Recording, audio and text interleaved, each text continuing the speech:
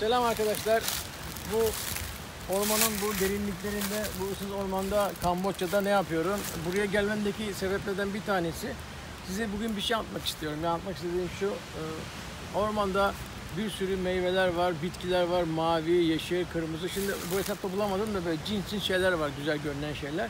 De bunlar yenir mi, yenmez mi? Bunu nasıl anlayacağız? Yanımızda internet yok, kitap yok, defter yok, rehber yok. Acıktık, bir şeyler yememiz lazım. Yenir mi, yenmez mi? Bunu anlamanın bir takım yolları varmış. Bunun yollarını buradaki Kimer halkından olan çocuklarla konuştum. Aslında Kimerlilerle onların da anlatmasını istedim ama bir arkadaşımız var. O konuşmak istemedi böyle kameraya karşı ve Kimerce dedim, ben sen Kimer diliyle konuş, ben de altyazı koyarım diye. Böyle bir şey kabul ettiremedim. O da bana detaylıca birkaç kere anlamamış anlattı. Şimdi varsayalım bir şey gördüğümüzde, bir bitki, herhangi bir şey gördüğümüzde ya da yaprak gördüğümüzde bunun yiyip yenmediğini bu halk şöyle anlıyor. Bu basit bir yöntem. Her şey için kesin sonuç verecek bir şey yok. Öncelikle bunun suyunu çıkarıp, biraz suyunu sıvı hale getirip, meyvesine herhangi bir şeyini getirip kulak memene sürüyorsun. Kulak memene bunu sürüyorsun. Bir süre bekliyorsun.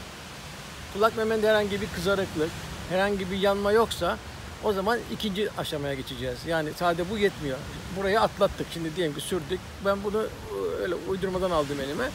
Sulu meyve olduğunu düşün ya da bitki. Sıktım, burama sürdüm, bekledim 2-3 dakika. Herhangi bir yanma olmadı, kaşınma olmadı, kızarma olmadı. İkinci testi dudağıma sürerek yapıyorum. Bu sıvıyı, meyvedeki sıvıyı dudağıma sürüyorum, alt dudağıma.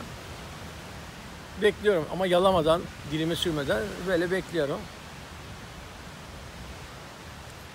Yine 2-3 dakika bir bekliyorum. O diyor ki bazen merak ediyorsan 4-5 dakikada bekleyebilirsin. Bazı şeyde geç verebilir.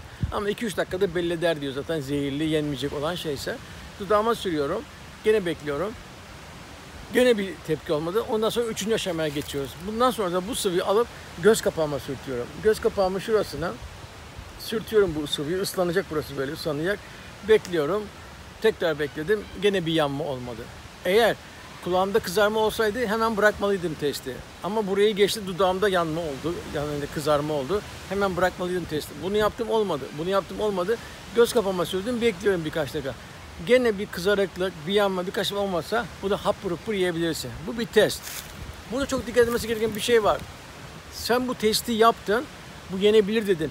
Ama bu çiğ bir şey içindir. Yani ben bunun testini yaptım, bir şey olmadı, bunu haşlayıp da yiyeyim dediğim mi, o risk olur. O denenmemiş bir sistem. Yani benim bahsettiğim test pişmemiş böyle taze meyve, otlar ve yapraklar için geçerli. Yani bunu, şu üçlü testi yaparsanız bunu çiğ olarak yiyebilirsiniz. Ama bunu haşlayınca başka bir şey ortaya çıkabilir. Başka bir şey ortaya çıkabilir. O da onu söyledi. Israrla bunu söyledi. Dedi ki çiğ olanlarla ilgili bunlar pişmez. Yani kulağımıza sürdük, dudağımıza sürdük, göz kapağımıza sürdük. Sıralama 1, 2, 3. Bu 3 sıralamayı yaptıktan sonra artık bunu rahatlıkla yiyebilirsin diyor. Açtığını bastırabilirsin. Artık tadı falan önemli değil. Aç kaldık diye. Bunu da sizinle paylaşmak istedim. Bu benim çok hoşuma gitti. Çok ilginç bir şey. Çok ilginç geldi bana. Yani inşallah öyle bir duruma düşmeyiz ama insanın bunu bilmesine fayda var derken videomuzu buradan noktalıyoruz. Ben ve kameraman arkadaşım size kucak dolu sevgiler gönderiyoruz. Bu güzel ormanda bu Survivor dizilerinin dahi çekildiği, onlar arkaya maç çekiliyor. Bu Kamboçya'nın Koh Rang adasından size kucak dolusu sevgiler. Usta TV'de kalın, bizde kalın, ilginç videolarda kalın. Görüşmek üzere. Bye.